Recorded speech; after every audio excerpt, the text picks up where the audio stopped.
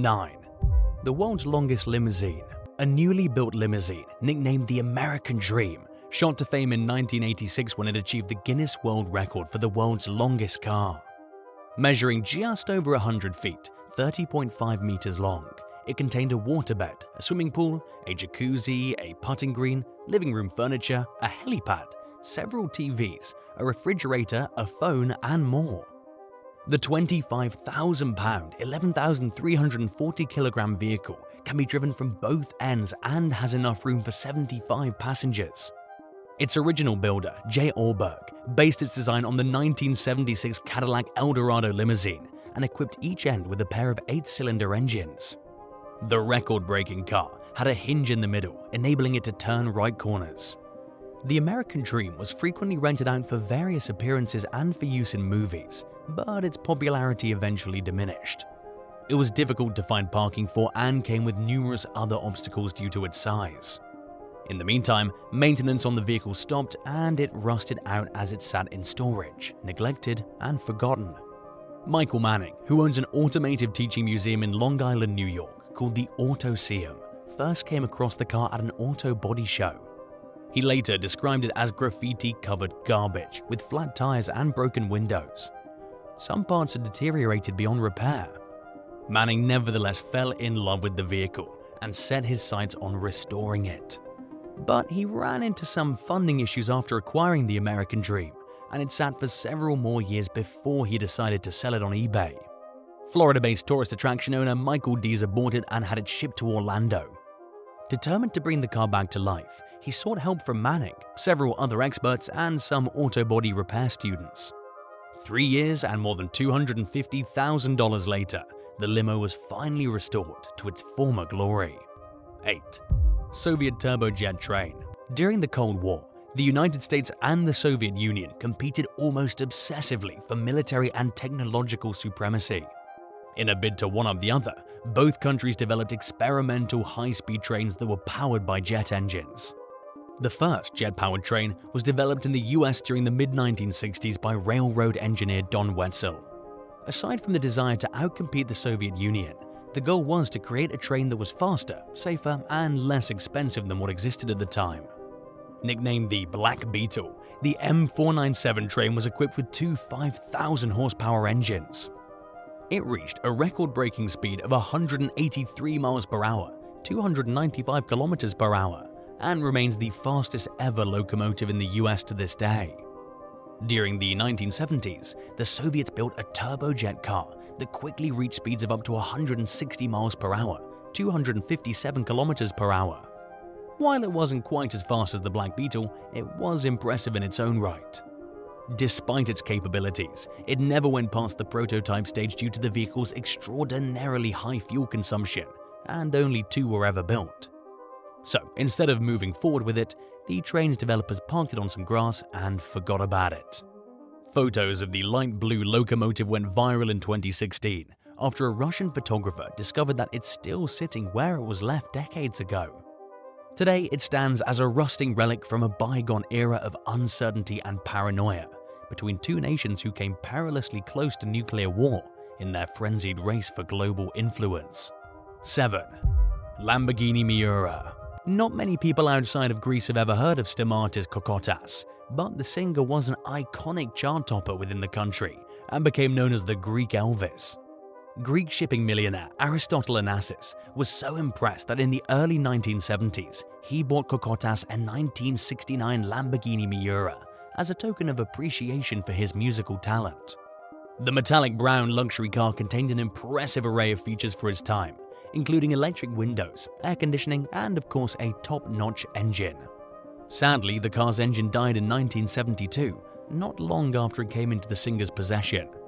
For the next 42 years, it sat abandoned in the parking lot of an Athens hotel. The Meura finally went up for auction in 2012 and received bids as high as $483,210, but it wasn't enough to meet the reserve price, leaving its future uncertain. It's unclear what, if anything, ever happened to the car, but auto enthusiasts around the world seem hopeful that it will someday be restored. 6. Herkimer Battle Jitney. The triple-axe six-wheeled Hurricane Battle Jitney was a military vehicle that appeared for just a few minutes in the 1999 fiction film Mystery Men, when it was acquired by a group of superheroes who were on a mission to save a city from catastrophic destruction. Many viewers thought that this bizarre-looking Jitney seemed realistic, and that's because the movie was filmed using a real custom-built vehicle. Simply put, it was a combination of running gear from a 1979 Ford semi-truck with the body removed and a modified Airstream camper in place of the body. Due to its uniqueness to the Mystery Men film, the Hurricane Battle Jitney couldn't be used in other movies, so it was parked in a California storage yard and left to rot. Fans of the movie urged the vehicle's owner to restore it, but their pleas fell on deaf ears. Mark Zorin, who owns Razorfly Studios in North Carolina, specializes in recreating movie and television props. He checked his email while taking a shower one day and saw that the Jitney was up for sale. Zorin was third in line to buy it, so he explained to the seller that he planned to use his expertise to restore the vehicle to its former glory in hopes that he would gain priority in the sale. It worked, and after agreeing to buy the Jitney sight unseen, it was delivered to Zorin a few days later. He later described it as being made with steel that was thin enough to form by hand and said that the roof wasn't designed to bear any weight. Some of the Jitney's accessories were gone and its rear end had been dramatically altered. In other words, Zorin had his work cut out for him, but he remains optimistic about the project, which is ongoing. Late last year, he told the classic car website Hemmings that his team was still working to track down some parts, but that they'll make their own if they don't find what they need.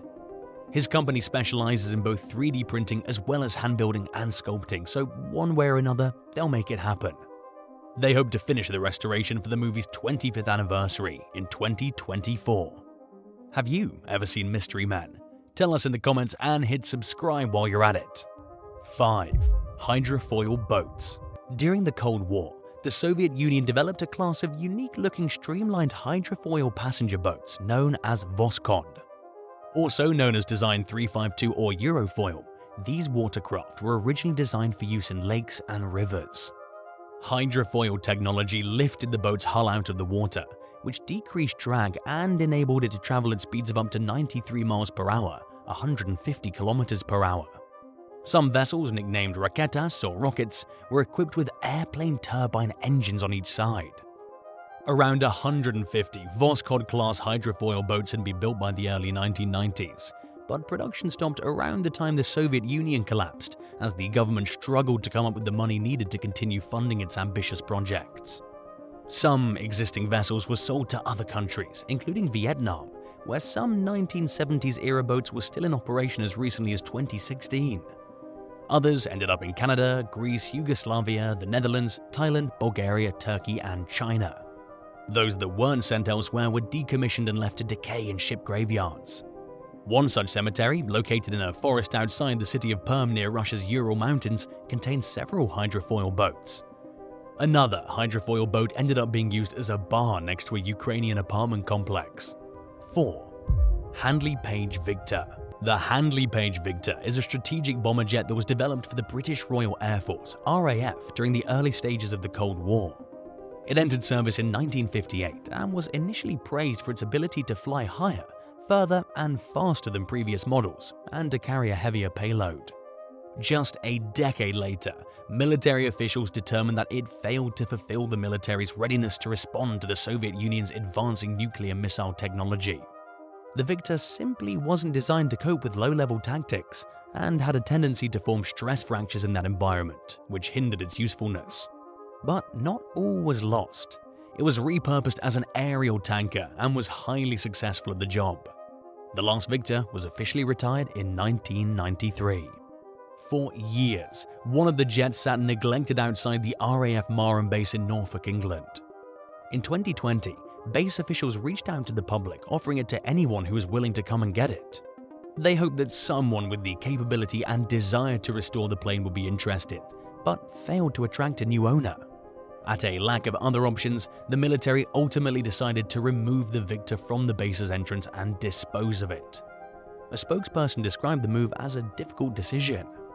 The only remaining Victor is currently on display at the Imperial War Museum in Duxford, England, following a 5-year restoration. 3. MI6 Chopper. During an oil prospecting expedition in 1981, an MI6 helicopter pilot touched down to refuel at a military base in Russia's Yarmalo-Nenets region, roughly 1,500 miles, 2,414 kilometers outside Moscow. Just 5 minutes after taking off, both of the aircraft's engines failed, giving the pilot no other choice but to crash land in a swamp. The chopper was heavily damaged, but thankfully nobody was hurt. An investigation found that workers at the base had accidentally filled the fuel tanks with a mixture of gas and water, causing the engines to fail. More than 40 years later, the wreck still sits in the swamp where it made its emergency landing. The MI6 was a heavy transport helicopter that was designed for both military and civilian use. It was first built in 1959 and was the largest helicopter in production until the Mi-26 superseded it in 1980. The colossal chopper is normally flown by a flight crew consisting of at least 5 members and can seat up to 65 armed soldiers. It can also carry vehicles and other large, bulky loads of equipment. More than 900 Mi-6s were built before the model was retired in 2002. 2. Lamborghini Hurricane. One morning in early 2019, people were shocked to see that a purple Lamborghini Hurricane had been abandoned in a ditch north of London. A bypasser named Andrew Lawrence was on his way to work when he spotted the deserted $250,000 vehicle and went to see if anyone was inside and if they were okay.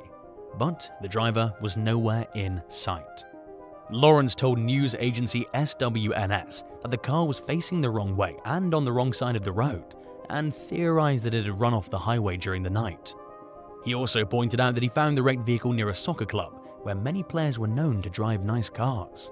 A Metropolitan Police spokesperson revealed that the agency had received calls about the car at around 1:30 in the morning, but that there was nobody in or around the car when they went to the scene to investigate. At the time of the discovery, detectives were still working to identify the Lambo's owner. The mystery was solved when a Bitcoin millionaire named Michael Hudson came forward to claim the car. He said that he'd slid on a puddle and managed to avoid a nearby pole. Realizing that the damage was minimal, he walked away from the car with plans to retrieve it later on instead of calling a tow truck. While Hudson's excuse for ditching the vehicle was met with some suspicion, nothing else came of the situation. 1. MAZ 7904. Throughout the Cold War, the Soviet Union developed numerous heavy-duty trucks and tractors known as MAZ vehicles. Their purpose was to carry any and all military materials, including the USSR's nuclear missiles, which only seemed to be growing in size. Equipped with 6 axles and 12 massive wheels measuring 9 feet, 2.7 meters in diameter, the MAZ 7904 was capable of carrying loads weighing up to 220 tons, 200 metric tons. But the vehicle's chassis alone weighed 140 tons, 127 metric tons, which meant that each wheel had to support around 30 tons, 27 metric tons of weight. At least 100 experts were commissioned to ensure that the complicated design would work. Tests were performed only at night, and at times when the Soviets were pretty sure that there weren't any Western satellites looming over their territory. Finally, in 1983, the more than 100-foot-long, 30.5 meters, 22-foot wide, 6.7-meter machine was rolled out. But even with the blessing of a large team of specialists, the vehicle proved to be problematic and impractical. Due to its weight, it had a maximum speed of just 16 miles per hour, 26 kilometers per hour. The MAZ 7904 handled poorly and was never entrusted with transporting nuclear weapons. Instead, it was stored at a hangar in Kazakhstan and more or less forgotten about. Over the years, the vehicle's tires deflated, several of its parts were removed or stolen, and it fell into an unsalvageable state of decay. In 2010, what was left of the MAZ 7904 was scrapped. Today, it lives on only in photos.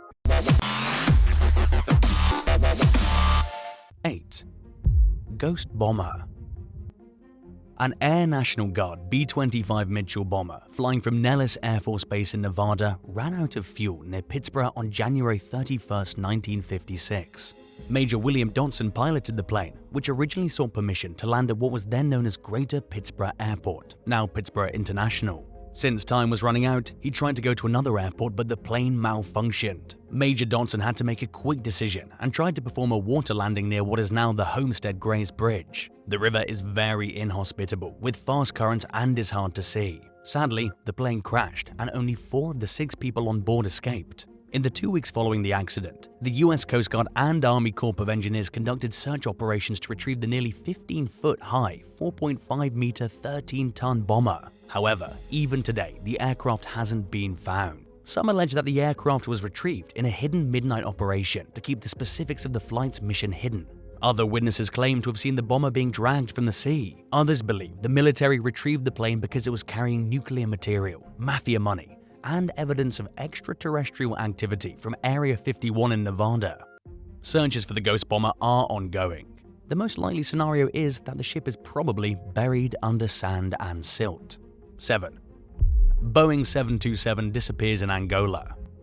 On May 25, 2003, a retired Boeing 727-223 began gliding erratically down the runway at Luanda's Quatro de Fevereiro airport, with its lights and transponder turned off and no contact between its operators and air traffic control. It took off without permission and flew southwest into the Atlantic Ocean, never to be seen again. The aircraft, which had formerly flown for American Airlines, was being rebuilt to flight condition by the Florida-based company Aerospace Sales and Leasing. Ben Padilla, a trained flight engineer and an airplane technician, was working on it. Padilla boarded the plane shortly before dark on the day it vanished, along with a freshly hired Congolese worker named John Mutantu. The 727 was intended for a 3-person flying crew. Mutantu was not a pilot, and Padilla had just a private pilot certificate. It did, however, leave the runway, but nobody heard from it again. The plane was leased to transport diesel fuel to diamond mines in Angola and had 10 highly combustible 500-gallon fuel tanks. The likelihood of a terrorist strike triggered a frenzy of inquiry among US intelligence agencies. But for unknown reasons, things got quiet. The authorities involved declined to comment, and the FBI concluded its investigation in 2005. Did Padilla and Mutantu face the awaiting hijackers or steal the plane? If so, why? There were several questionable business agreements, unhappy unpaid workers, and other shady situations surrounding the aircraft before its disappearance, as well as employee worries about local violence. However, these conditions cannot explain the plane's disappearance on their own, and the general public may never understand what happened to it. For the time being, hypotheses flourish. It might have sunk after collapsing into the sea. According to one report, the 727 was shot down above Burundi and dismantled for parts. It was the biggest plane ever to vanish without a trace. 6. Flying Tiger Flight 749. During the early phases of the Vietnam War, the United States military hired a Lockheed L-1049 Super Constellation propliner, known as Flying Tiger Flight Line 739. It was supposed to transport 93 US Army Ranger experts and 3 Vietnamese soldiers from Travis Air Force Base in California to Saigon, Vietnam in March 1962. After refueling in Guam, the aircraft flew toward Clark Air Base in the Philippines and disappeared without making any distress signals, causing one of the largest sea and air searches in Pacific history. The search was called off after 8 days with no sign of the debris, though a civilian witnessed what seemed to be an in-flight explosion the night before. Nobody knows for sure what happened to Flying Tiger Flight Line 739 to this day. The aircraft had 9.5 hours of gasoline remaining, and just 6 hours remained on its voyage, so it didn't run out of fuel. The Civil Aeronautics Board decided that the aircraft most likely detonated in mid-flight for an unexplained reason, which is regrettably all the closure the relatives of those who died can get. 5. Lady Be Good. Lady Be Good was a B-24D Liberator bomber that went missing on its initial combat flight during World War II. The jet, belonging to the 376th Bomb Group of the United States Army Air Forces, USAAF, was thought to have crashed in the Mediterranean Sea while returning to its base in Libya after a bombing attack on Naples on April 4, 1943. On November 9, 1958, an oil prospecting crew from British Petroleum discovered the wreck by accident 710 kilometers, 440 miles inland in the Libyan desert. According to investigators, the crew did not notice they'd overflown their airbase during a desert storm. After several hours of flying south into the desert, the crew ejected when the plane's fuel ran out. The plane continued to fly south after the crew abandoned it. The mainly undamaged wreckage indicates that one engine was still running at the moment of impact. This means the aircraft progressively dropped altitude in a fairly shallow dive and fell on its belly on the flat, open desert floor. The survivors perished in the desert while attempting to walk to safety. Between February and August 1960, all but one of the crew's bodies were retrieved. After being retrieved from the crash site in August 1994, the wreckage of Lady Be Good was transported to a Libyan Air Force installation. 4. Flight 19. On December 5, 1945, just after 2 p.m., 5 TBM Avengers torpedo bombers took off from U.S. Naval Air Station Fort Lauderdale, Florida, on a normal navigational training flight led by Lieutenant Charles C. Taylor. Taylor was a seasoned Navy pilot with over 2,500 flight hours and numerous combat tours in the Pacific during World War II. Flight 19 was to carry out Navigation Problem 1, which required them to fly east from Florida coast, perform bombing runs at the Hens and Chicken Shoals, turn north, and then fly across Grand Bahama Island. The final part of the journey was to return to NAS Fort Lauderdale. Except for a thunderstorm, the weather was expected to be quite average. Everything went as planned on the first part of the trip, as they dropped practice bombs without mishap. Trouble began for Flight 19 as the group began to move north for the second leg of the voyage. Taylor's message was received at 3:45 p.m. by Fort Lauderdale's flight tower. He apparently sounded dismayed and concerned. Taylor let the tower know that they were unable to see land and he was afraid that they were off course. The tower was able to respond and asked them what their position was. After a few moments of silence passed, the tower staff looked out and noticed the skies were clear, hoping to see the planes in the direction they were supposed to be, yet they saw nothing. The flight leader repeated that they were unsure of where they were and once again stressed that they weren't able to see land. They lost all contact for 10 minutes, and when they were heard again, it wasn't the flight leader. The voice on the other side said, "We can't find west. Everything is wrong. We can't be sure of any direction. Everything looks strange, even the ocean." It turned out the flight leader had given his command to another pilot, but no one knew why. More time passed, and the new leader said over the transmitter that he felt they were 225 miles, 362 kilometers northeast of the base. Most of it was rambling mixed with hysteria, and finally, he said the last thing that anyone would ever hear from Flight 19. "It looks like we are entering white water. We're completely lost." In just a few minutes, the tower quickly put together 2 PBM Mariner flying boats along with rescue gear. They went in the direction of Flight 19's last known location, which was an estimate, but sadly, that was the last time anyone saw them. A total of 6 planes completely disappeared. The Navy and Coast Guard sent out a search mission covering over 250,000 square miles, 647,497 square kilometers in the Atlantic and the Gulf waters, but they turned up empty. They found no wreckage, rafts, aviators, nothing. Later, the Navy started an investigation, but that came up with no conclusion. Tragically, 14 men lost their lives because of the Flight 19 accident, and 13 lost theirs during the rescue. 77 years later, Flight 19's whereabouts remain a mystery, and the Navy has yet to determine a cause for the accident. 3. Uruguayan Air Force Flight 571. On October 12, 1972, an old Christians club rented a Uruguayan Air Force aircraft to fly the squad from Montevideo, Uruguay to Santiago, Chile. The twin-engine Fairchild plane was transporting 5 crew members and 40 passengers as they left from Carrasco International Airport. Aside from the club members, friends and relatives were also on board because they were recruited to help pay for the plane's cost. Due to bad weather in the highlands, they had no choice but to stay the night in Mendoza, Argentina, before leaving at 2:18 p.m. the next day. Their location, Santiago, was west of Mendoza, but the Fairchild was unable to fly higher than 22,500 feet, 6,900 meters, so the pilot flew south to the pass of Planchon. This was so the Fairchild could safely clear the Andes. The pilot radioed air controllers that it reached Curacao, Chile, which is roughly 100 miles, 178 kilometers south of Santiago, and was headed north. Unfortunately, he seriously underestimated his location since he was still in the Andes. The controllers weren't aware of the mistake, and they cleared him to continue flying to prepare for landing. Sadly, they were not able to contact the aircraft after that. On October 13th at 3:30 p.m., the plane lost its right wing and then its left after striking a mountain. Soon after, it crashed into a secluded valley in Argentina near the Chilean border. A search was on its way, but it became futile after it was determined that the last reported location was wrong. The efforts were then brought to the Andes, but finding the aircraft was very difficult due to its white color sitting in snow-covered mountains. Since the weather was so extreme, rescuers assumed that there were no survivors. The search went on for 8 days and was later cancelled. Afterwards, family members continued the search on their own. The crash itself killed 12 people, which left 33 survivors. They faced a large amount of snow and freezing temperatures at an altitude of 11,500 feet, 3,500 meters. It was revealed that the aircraft was mainly intact, yet did nothing to provide protection from the weather for its passengers. Their food supply was gone within a week, and after the remaining people discussed it heavily, they decided to eat the remains of the deceased. They faced more struggles on October 29th after an avalanche struck the aircraft and filled it with snow, which resulted in 8 more deaths.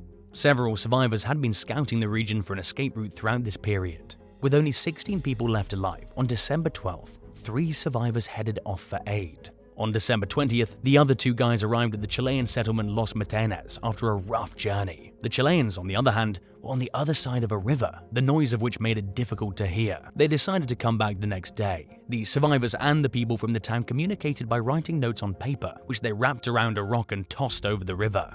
"I came from an aircraft that crashed in the mountains," the survivors' first message stated.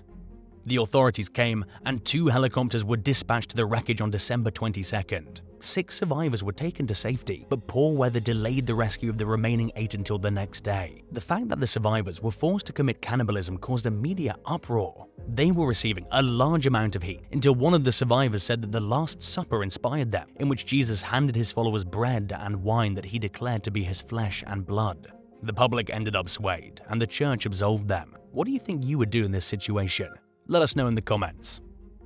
2. Egypt Air Flight 990.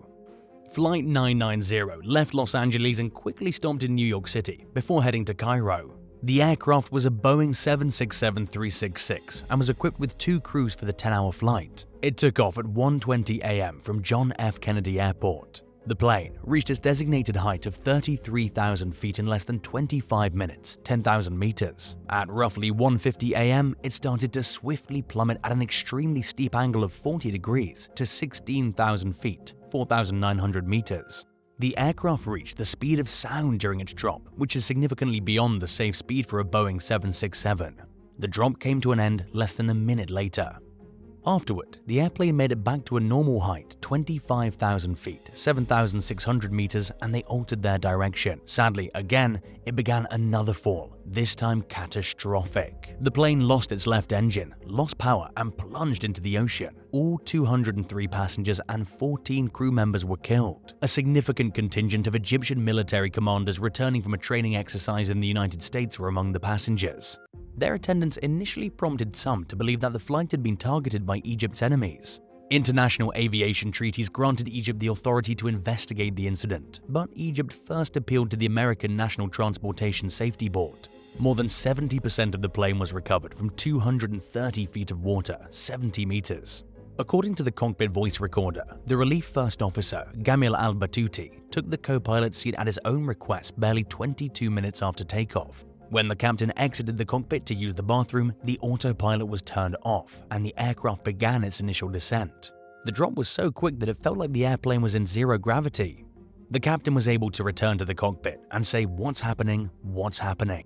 As the rate of the drop slowed, the left and right elevators became set in opposing directions. Ascent on the left, the captain's side, and descent on the right, the co-pilot's side. About 15 seconds before the electrical system failed and flight data recording ended, the engines were turned off. The NTSB blamed the disaster on al-Batouti and his decisions. 1. Amelia Earhart's plane. Amelia Earhart took a historical transatlantic trip in 1928. She went across the Atlantic Ocean on the aircraft Friendship with pilot Bill Stoltz and co-pilot Slim Gordon. Amelia was the flight's navigator. The plane landed in Wales on June 18, 1928, after 21 hours of flight. She was the very first woman to fly across the Atlantic. Earhart was hailed as a hero upon her return to the United States. The next time, she decided she wanted to make the same trip, but by herself. She hopped into her red single-engine Lockheed Vega airplane on May 20, 1932, and was on her way from Harbour Grace, Newfoundland.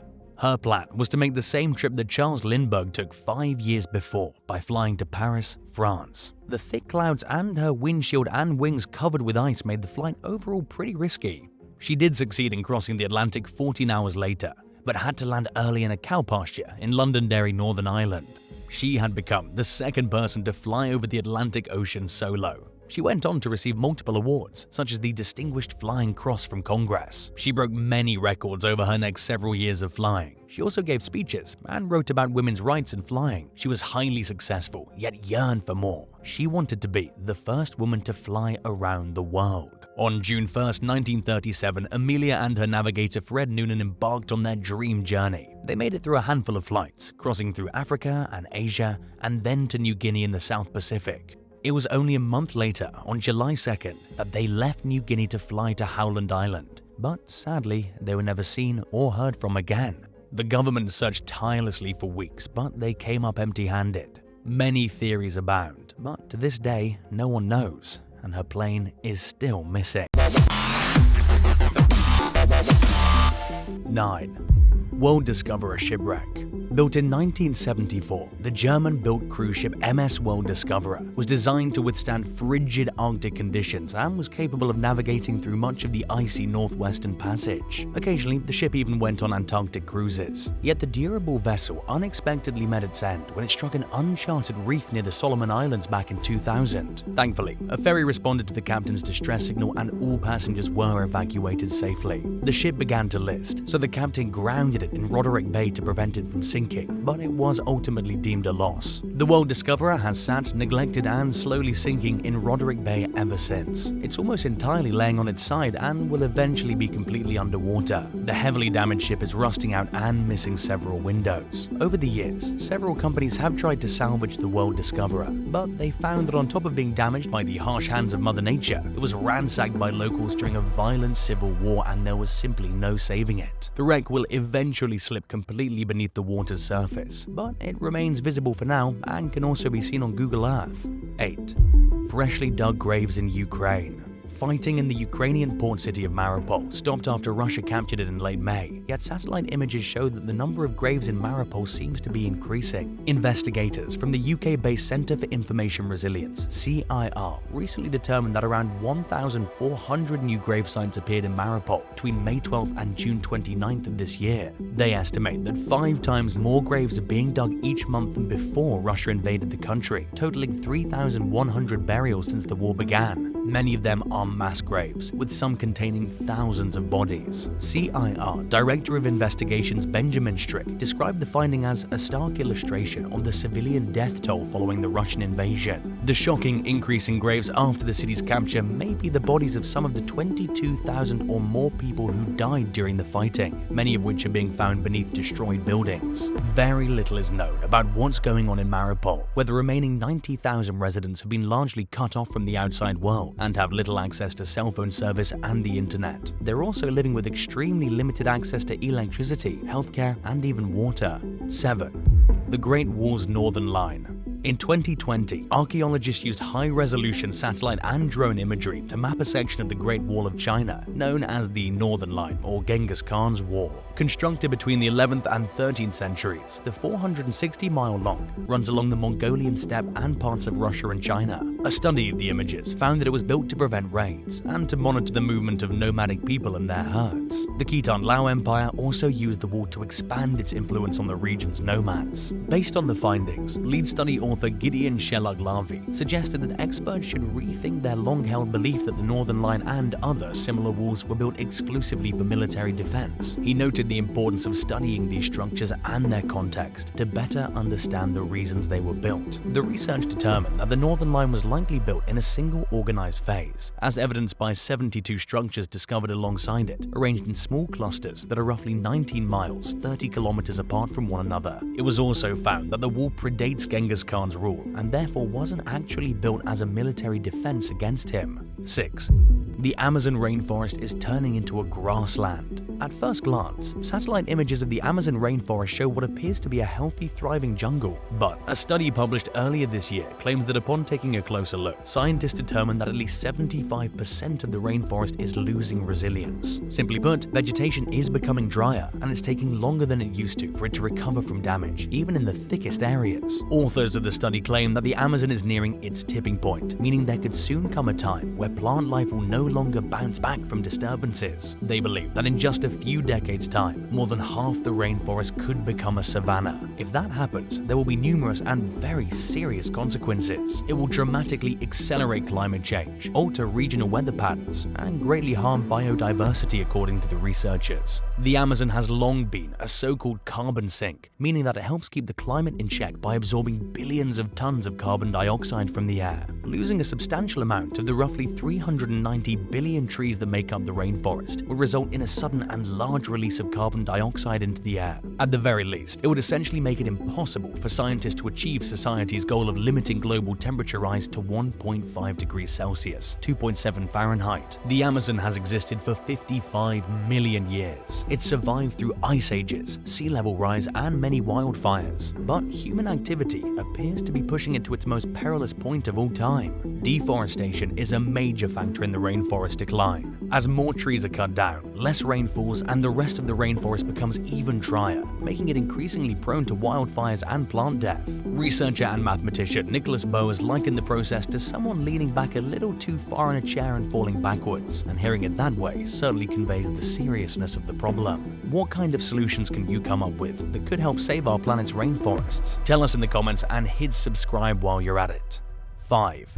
Destroyed villages. In 2016, researchers with the non-profit Human Rights Watch identified 3 villages that had been burned almost completely to the ground in Burma's Rakhine state. By comparing satellite images from before and after the destruction, they found that 430 buildings had been razed, along with the trees surrounding them. The burnings were most likely carried out by the military as part of a long-standing conflict in Rakhine between ethnic Burmese and Bengali-speaking Rohingya minority, who have deep historical roots in the region but are classified as illegal immigrants by the government. Around the time the devastated villages were discovered in the satellite images, Burmese authorities announced that the military had killed 34 people who allegedly attacked first. Locals claimed that this was untrue and that the victims were unarmed civilians. Around 1 million Rohingya live in Myanmar, where many reside in displacement camps. They routinely experience things like hunger, attacks, and squalid living conditions. Many fled into the forest for safety amid the burning campaign, according to a schoolteacher in Rakhine who spoke with the Associated Press, AP.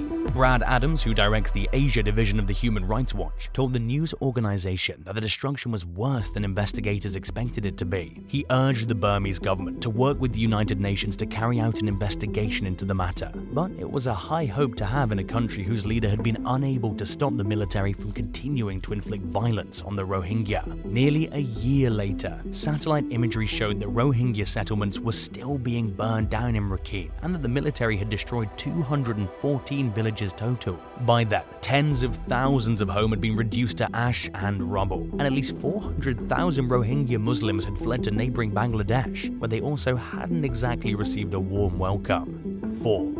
North Korean labor camp. In 2013, the Committee for Human Rights in North Korea research group released satellite images revealing the concerning growth of a forced labor camp along the country's northeastern coast. Known simply as Camp 25, it's one of the Hermit Kingdom's dozens of gulags. The photos showed that over a 10-year period, the property was expanded to include several new buildings and agricultural fields, along with nearly 24 guards. Officials from Pyongyang have routinely denied that these types of camps exist in North Korea, but these and other satellite images point to the contrary. At the time the news broke of Camp 25's expansion, officials speculated it housed around 5,000 prisoners. Most inmates are sentenced to life, meaning that very few ever get a chance to talk about what goes on at these gulags. The first known escapee, Shin Dong-hyun, defected to South Korea in 2008 and opened up about the horrifying experience. But since this type of testimony is rare, technology plays a major role in uncovering North Korea's secrets, which include disturbing human rights violations. 3.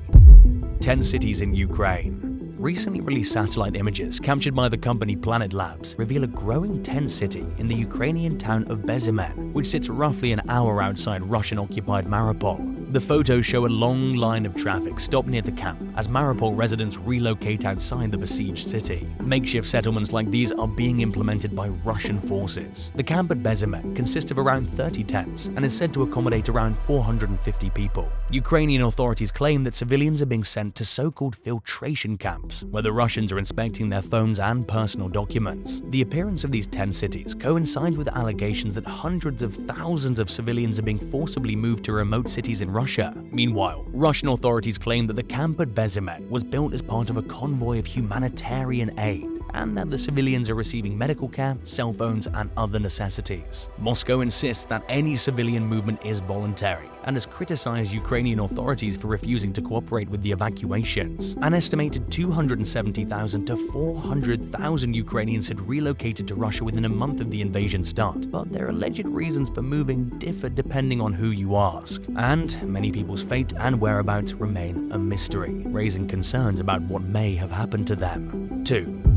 Air quality is improving in some places and worsening in others. The Chinese capital of Beijing and the Indian capital Delhi have long been known for being two of the world's most polluted cities. Just a handful of years ago, both cities were roughly on par with their toxic air pollution levels. But Beijing's air quality has drastically improved in recent years, while Delhi's air pollution has only gotten worse despite authorities' attempts to combat the problem. In 2019, Delhi reached record levels of air pollution, leading to school closures and vehicle bans. Its toxicity was said to be the equivalent of smoking 50 cigarettes a day, often causing people's eyes to water and making it difficult even for those without any respiratory issues to breathe.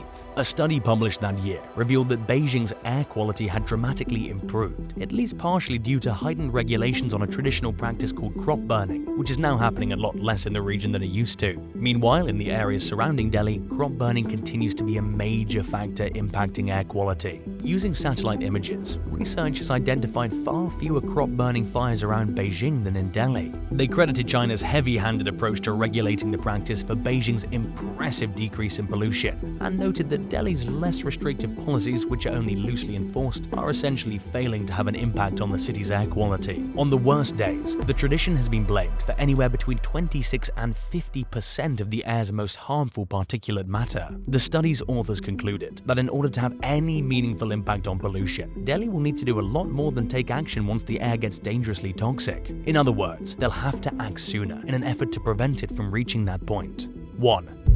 Fake aircraft carrier. Researchers and authorities alike were puzzled in 2014 when they discovered through satellite imagery that a replica of an American Nimitz-class nuclear-powered aircraft carrier was being built in an Iranian shipyard along the Persian Gulf.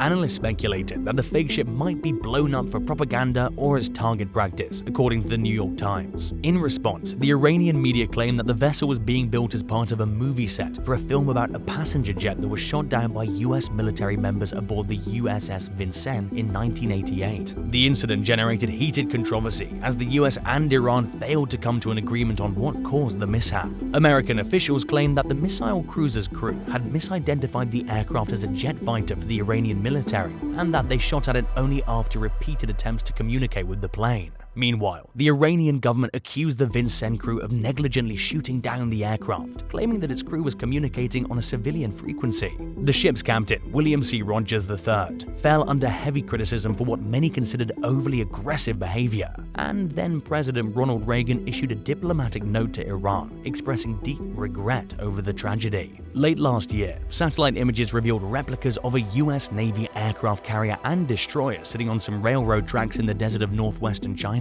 Experts believe that the mock-ups may have been built for target practice in preparation for a possible future clash between China and the US. Tensions between the two countries have increased noticeably in recent years. In the meantime, China has massively upgraded its military, leaving US officials concerned about what its future plans are. When asked about the images, Chinese Foreign Ministry spokesperson Wang Wenbin claimed not to know anything and said that he hadn't seen the photos. It's entirely possible, or perhaps even likely, that he was lying, and that this is just another item on a growing list of military developments that China is becoming concerningly secretive about. Thanks for watching.